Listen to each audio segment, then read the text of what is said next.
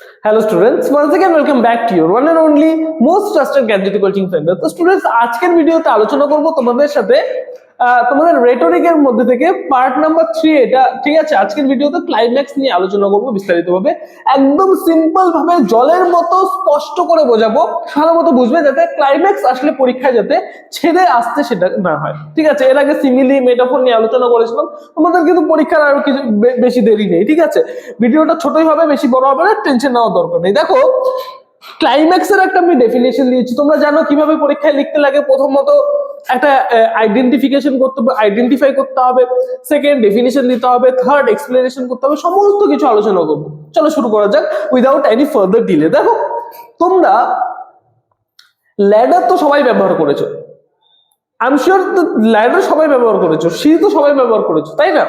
এবার সিঁড়ি যদি ব্যবহার করে থাকো, এটা বুঝতে কিন্তু সহজ হবে খুব। ঠিক আছে, দেখো একটা সিঁড়িতে কি হয়, আমি একটা সিঁড়ি এখানে মই একটা আঁকছি, ঠিক আছে, স্টেয়ার সিঁড়ি আঁকছি, ঠিক আছে, এরকম টাইপের থাকে না সিঁড়ি মই।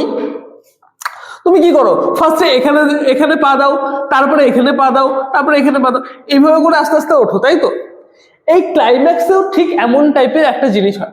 কি হয়, যখন মানে যে একটা গোটা সেন্টেন্স বলা হবে, ঠিক আছে, একটা series of idea will be presented, ঠিক আছে, একটা series of idea will be presented and the least important idea, সব থেকে মানে কম ইম্পর্টেন্ট আইডিয়া সেটা সবার শুরুতে আসবে, তারপরে যেটা বেশি ইম্পর্টেন্ট সেটা আসবে, তারপরে যেটা বেশি ইম্পর্টেন্ট সেটা আসবে। ফর এন এক্সাম্পল, একটা যদি এক্সাম্পল দিই তাহলে বুঝতে পারবে। উই উইল হেয়ার হিম, আমরা তাকে শুনবো, ঠিক আছে, কম ইম্পর্টেন্ট। আমরা তাকে ফলো করব, শোনার থেকে বেশি ফলো করাটা বেশি ইম্পর্টেন্ট, তার জন্য দেখো সেকেন্ডে আসলো। We will die with him, আমরা তার সাথে মরে যাব, ঠিক আছে, এটা সব থেকে বেশি ইম্পর্টেন্ট। ঠিক আছে, তাহলে দেখো সব থেকে ইম্পর্টেন্ট যেটা সেটা হচ্ছে সবার শেষে আসলো, ঠিক আছে, সবার শুরুতে আসবে যেটা কম ইম্পর্টেন্ট সেটা। উই উইল হেয়ার হিম, দেখো ফার্স্ট ল্যাডারের ফার্স্ট সিঁড়ি, we will hear him, we will follow him and we will die with him, সব থেকে বেশি ইম্পর্টেন্ট যেটা সেটা হচ্ছে we will die with him. দেখো এখানে যেটা লিস্ট ইম্পর্টেন্ট, সব থেকে কম ইম্পর্টেন্ট সেটা সবার শুরুতে আসবে। এটা তো গেল, তোমাদের কনসেপ্টটা বুঝিয়ে দিলাম যে ক্লাইম্যাক্স কি। এবার আমি বইয়ের ভাষায় একটু বলি, কি বলেছে দেখো, ইন আ ক্লাইম্যাক্স কি হয়, ক্লাইম্যাক্সে words or ideas are arranged, words এবং আইডিয়াস গুলো কি করা হবে, অ্যারেঞ্জ করা হবে। ইন কিভাবে, in a ascending order of importance, ascending order বলতে বোঝাচ্ছে নিচ থেকে উপরে, এটাকে বলছে অ্যাসেন্ডিং অর্ডার।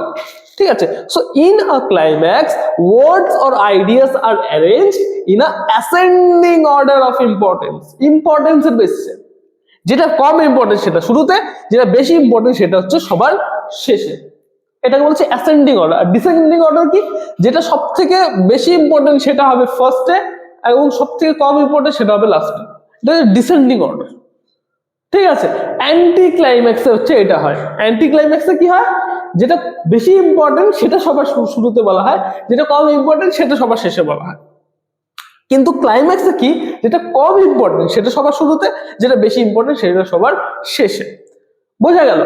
এই যে ক্লাইম্যাক্স, এই ক্লাইম্যাক্স শব্দটি এসেছে গ্রিক শব্দ, ঠিক আছে, গ্রিক শব্দ ক্লাইম্যাক্স থেকে, KLIMAX, ক্লাইম্যাক্স।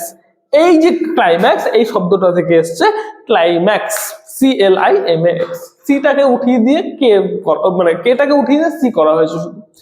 এবার এটার যে কিছু মানে বৈশিষ্ট্য, ক্যারেক্টারিস্টিক্স, সেটা নিয়ে আলোচনা, তিনটা ক্যারেক্টারিস্টিক্স আলোচনা করবো। Number 1, a series of ideas is presented, একটা আইডিয়ার সিরিজ প্রেজেন্ট করা হবে। দেখো এখানে তিনটা আইডিয়া প্রেজেন্ট করা হয়েছে, ঠিক আছে, তাহলে a series of ideas is presented, the least impressive word or idea comes first, সবথেকে কম ইম্পর্টেন্ট যেটা সেটা ফার্স্টে আসবে, the most impressive word or idea comes last, সবথেকে লাস্টে কোনটা আসবে, যেটা সবথেকে কম বেশি ইম্পর্টেন্ট সেটা সবার লাস্টে আসবে। বোঝা গেল? এই ছিল তিনটা বৈশিষ্ট্য। এবার যদি পরীক্ষায় আসে তাহলে ফার্স্টে যদি এরকম টাইপের এক্সাম্পলস গুলো আসে, সাপোজ এটা আসলো, a heart to resolve, a head to contrive and a hand to execute. ঠিক আছে, এবারে এটার মানেটা কি? দেখো, কোনোদিন মার্ডার করেছো? আমি শিওর কেউ করোনি এখন পর্যন্ত। আর যদি করে থাকো তাহলে প্লিজ এগুলো থেকে বিরত থাকো, ঠিক আছে? একটা ভালো মানে ব্রেনের ডাক্তার দেখাও। সরি, মানে মজা করছিলাম আর কি।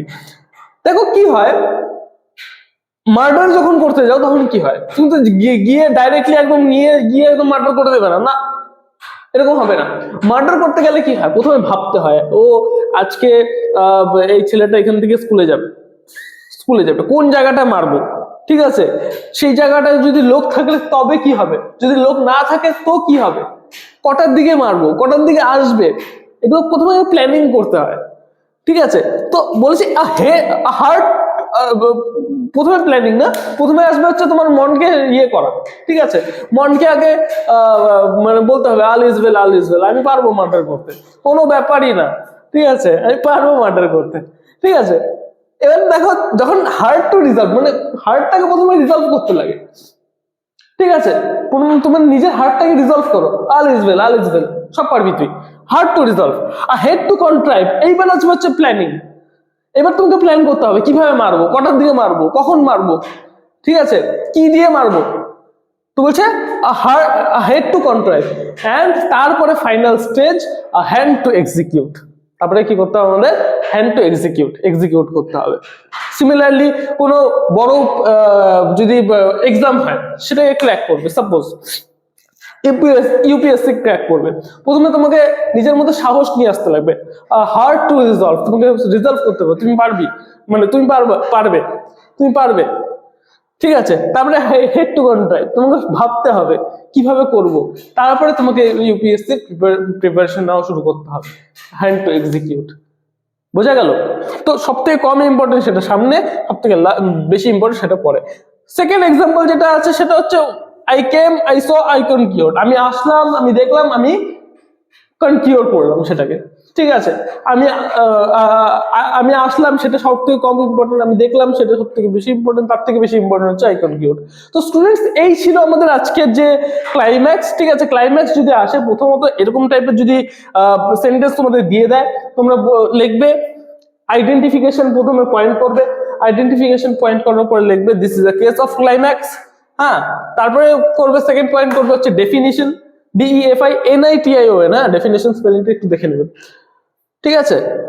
তো ডেফিনিশনে কি লিখবে, এটাকে রাট্টা মারো, ফুল রাট্টা মারো, in a climax words or ideas are arranged in ascending order of importance. এবার লাস্টে এক্সপ্লেন করো, ইন দিস কেস, ঠিক আছে, the least important impressive idea hard to resolve comes first and the most impressive idea hand to execute comes last, ঠিক আছে?